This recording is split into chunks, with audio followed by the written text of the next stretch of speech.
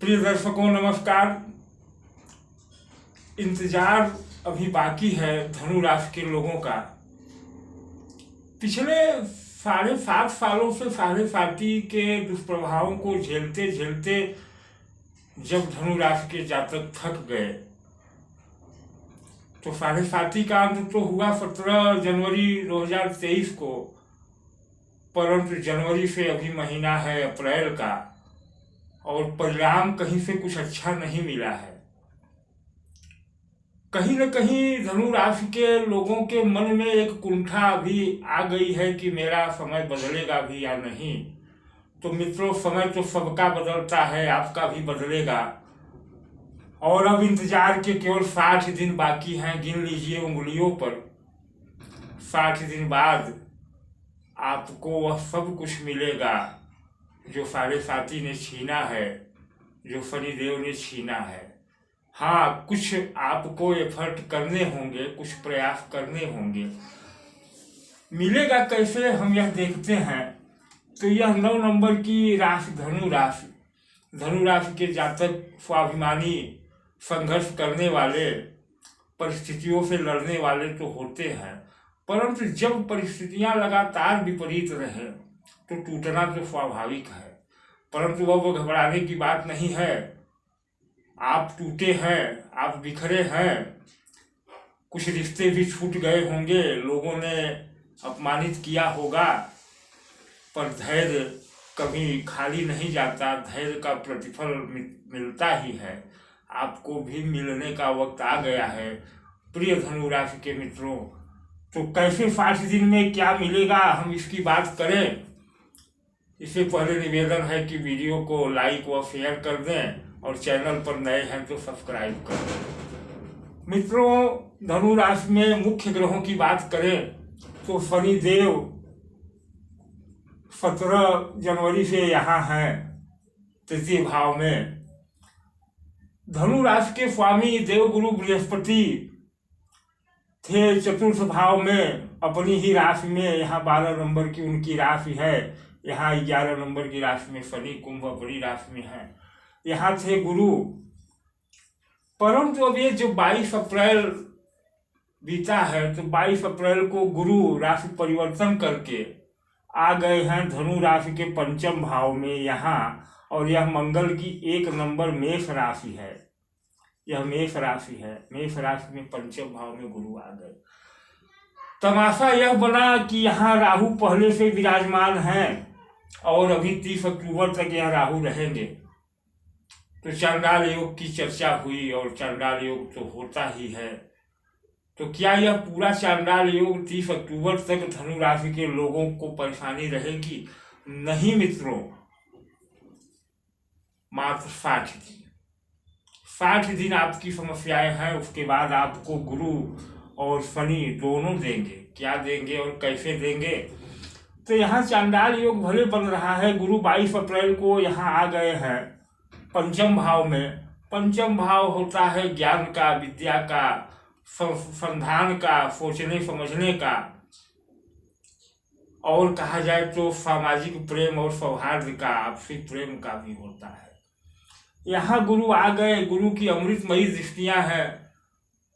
चांडाल योग राहु की युति में जरूर है, लेकिन सूर्य भी, ग्रहों के राजा सूर्य, और इस राशि में भाग्य के स्वामी, यहाँ पंचम राशि सिंह पड़ती है, तो इसके स्वामी भी 15 अप्रैल से यही हैं जो 15 मई तक रहेंगे। तो यहाँ बन रहा है त्रिग्रही योग, राहु, गुरु और सूर्य। सूर्य इस राशि में भाग्य के स्वामी हैं, गुरु राशि के स्वामी हैं, और ग्रहों में सूर्य राजा है और गुरु देवताओं के गुरु हैं। तो एक तरफ से राजा 15 अप्रैल को पहले आए पंचम भाव में और नवम पंचम की स्थिति बनाए, नवमेश पंचम में आके बैठा। 22 अप्रैल को गुरु भी लग्नेश होकर के आ गए पंचम में। अब यह कि सूर्य भी यहाँ है, तो सूर्य राजा है, राजा ने गुरु का स्वागत किया। अभी राहु पीछे है, हालांकि राहु और सूर्य पर ग्रहण बनाता है, राहु सूर्य पर ग्रहण बनाता है। 2 महीने यानी 60 दिन, मतलब गुरु आए तो हैं लेकिन अभी 0 डिग्री के हैं। जैसे जैसे इनके डिग्री बल बढ़ेगा अंश बल बढ़ेगा। गुरु एक महीने में 2.5 डिग्री चलते हैं, क्योंकि हर राशि 30 डिग्री की होती है। गुरु एक राशि में 12 महीने रहते हैं, तो एक महीने में 2.5 डिग्री। तो जैसे ही यह गुरु 2 महीने में 5 डिग्री के हो जाएंगे, और राहु चूंकि राशि परिवर्तन की ओर अग्रसर हो रहे हैं, 1 साल बीत गया है, 1.5 साल रहते हैं, 6 महीने हैं, तो राहु की यात्रा इधर को जा रही है, गुरु की यात्रा इधर को आ रही है। 2 महीने बाद दोनों गुरु और राहु आमने सामने इस राशि में आमने सामने होंगे। वहीं से जैसे ही राहु आमने सामने होंगे, फिर उसके बाद गुरु इधर को आ जाएंगे और राहु इधर को जाएंगे, चूंकि राहु उल्टा चलते हैं। तब यह गुरु अपना परिणाम देना शुरू करेंगे।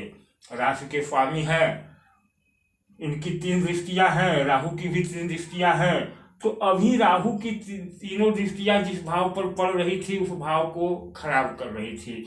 तो राहु की दृष्टि पड़ रही थी, 5वीं दृष्टि नवम भाव पर, धनु राशि के भाग्य भाव पर, यहाँ खराबी कर रहा था राहु।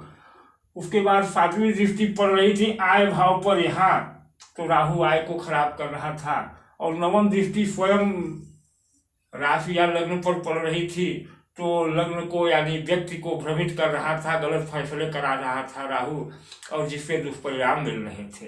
लेकिन अब गुरु की अमृतमयी दृष्टि, यानी कहा जाए शीतल जल गंगा जल के समान दृष्टि पड़ेगी राहु के साथ नवम भाव पर। तो गुरु अपनी ही राशि के भाग्य भाव को सूर्य की सिंह राशि में देखेंगे, तो यहाँ फिर अमृत बरसाएंगे, यानी भाग्य को जगाएंगे। क्योंकि गुरु नवम भाव के कारक होते हैं। काल पुरुष की कुंडली में नवम भाव गुरु की राशि होती है, तो इस तरह गुरु यहाँ के कारक होंगे। तो अपने कारक राशि में, अपने कारक भाव में, अपने मित्र की राशि में और अपने ही भाग्य भाव में देखेंगे, तो भाग्य में वह उछाल लाएंगे कि फिर लोग कहेंगे कि हाँ, धनु राशि के इस व्यक्ति ने बहुत झेला, लेकिन संघर्ष के बल पर आगे बढ़ गया, आप बढ़ेंगे। वहीं 7वीं दृष्टि पड़ेगी आय भाव पर, तो गुरु की दृष्टि तो अमृत ही बरसाती है, तो आय भाव पर अमृत बरसाएंगे। एक अच्छी इनकम सोर्स जो आपका छिन्न भिन्न हो गया है, जो व्यवस्थाएं बिगड़ गई हैं, उसको गुरु यहाँ बनाएंगे इनकम के भाव से। नवम दृष्टि गुरु की पड़ेगी इस राशि या लग्न पर, अपनी ही राशि को देखेंगे। अब सीधी सी बात है कि जब राशि स्वामी अपनी ही राशि को देखता है, तो हर ग्रह, कोई ग्रह हो, अपनी ही राशि को जब देखता है तो वहाँ तो बहुत अच्छा करता है। और गुरु तो सर्वत्र और सबके लिए अच्छा करने वाले हैं।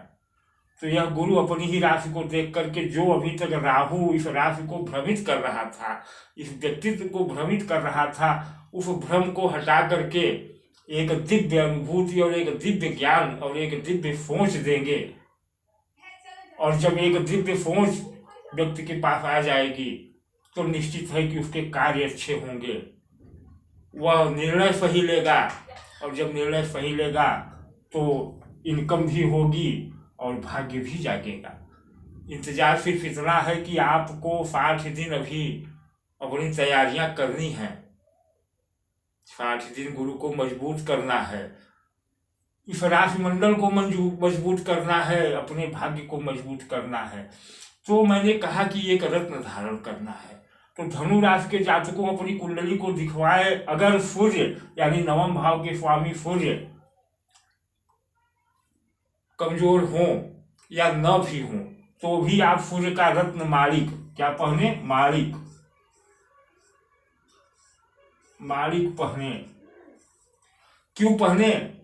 क्योंकि सूर्य है आत्मबल, और सूर्य का रत्न माणिक आत्मबल बढ़ाएगा। भाग्य तो है ही, भाग्य तो वृद्धि करेगा ही, लेकिन भाग्य वृद्धि कैसे करेगा? जब माणिक आप पहनेंगे तो आपका आत्मबल बढ़ाएगा।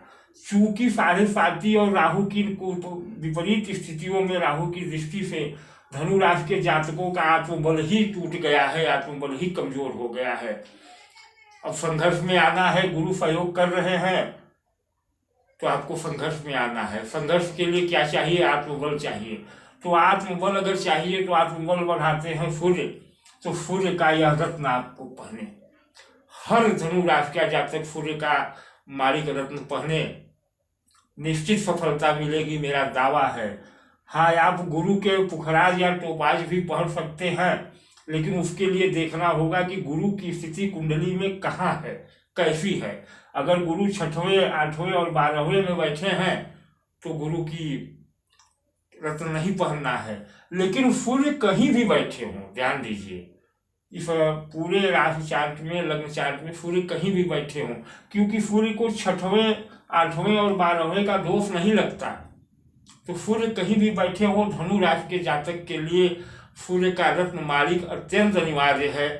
इन 2 महीनों में आप धारण कर लेते हैं तो कोई रत्न या यंत्र 3 महीने का समय लेता है अपना प्रभाव डालने में, तो अगर आप पहन लेते हैं तो आने वाले 2 महीने में जब गुरु के अफबल की वृद्धि हो जाएगी, आपको गुरु मार्ग दिखाएंगे, तो उस मार्ग पर चलने के लिए जो आत्मबल चाहिए वह आत्मबल सूर्य का यह मालिक रत्न देगा। तो मित्रों, धनु राशि के आप, मैं जानता हूँ आप टूट चुके हैं, आप आर्थिक स्थिति पर बर्बाद हैं, परंतु जैसे उपचार किया जाता है, दवाओं पर खर्च किया जाता है, उसी तरह से अगर आप आने वाले समय का लाभ लेना चाहते हैं तो मालिक रत्न की व्यवस्था करके पहने। मालिक महंगा पड़े, न उपलब्ध हो सके तो मालिक के उपरत्न यथा जो है उसके कई रूप, सूर्यमणि और भी तामड़ा, इस तरह के कई उपरत्न हैं, उनको धारण करें, परिणाम आपको अवश्य मिलेगा। तो यह वीडियो मेरा यही एक संदेश के रूप में था। वीडियो को समाप्त करने की अनुमति चाहूँगा, परंतु निवेदन है कि पुनः आप लोग अगर मेरे वीडियो को देख रहे हैं तो मित्रों सब्सक्राइब कर दें चैनल को, और वीडियो को लाइक और शेयर कर दें। और अगर आप कुंडली दिखवाना चाहते हैं तो दिए गए व्हाट्सएप नंबर पर संपर्क करें। और रत्न संबंधी कोई परीक्षण या रत्न चाहते हैं तो भी हमसे संपर्क कर सकते हैं। हम जो रत्न देते हैं उसका विधिवत संस्कार करके देते हैं। संस्कार आपकी कुंडली के अनुसार होता है, कुंडली में जो ग्रहों की स्थिति होती है उस अनुसार रत्न का संस्कार किया जाता है, तो वह रत्न सामान्य रत्नों से 3 गुना 2 गुना फलदायी होता है। तो धन्यवाद, नमस्कार।